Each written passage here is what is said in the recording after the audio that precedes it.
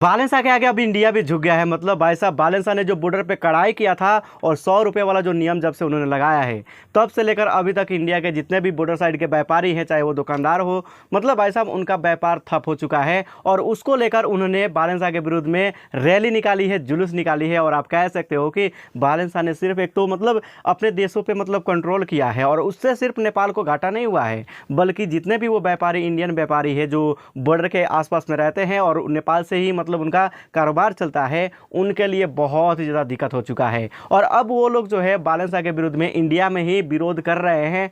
मतलब भाई साहब, मतलब कहने का मतलब ये है कि इंडिया तो इतना बड़ा देश है, वहाँ पे ना ही तो पैसा का कमी है, ना ही व्यापार का कमी है, ना ही लोगों का कमी है। लेकिन नेपाल सरकार ने जब बॉर्डर को थोड़ा सा मतलब कड़ाई कर दिया, तो उन लोगों का खर्चा नहीं निकल पा रहा है, और वो बालेंसा के विरुद्ध में मतलब कि बातें भी कर रहे हैं और रैली भी निकाल रहे हैं। तो इसका मतलब हम क्या समझें?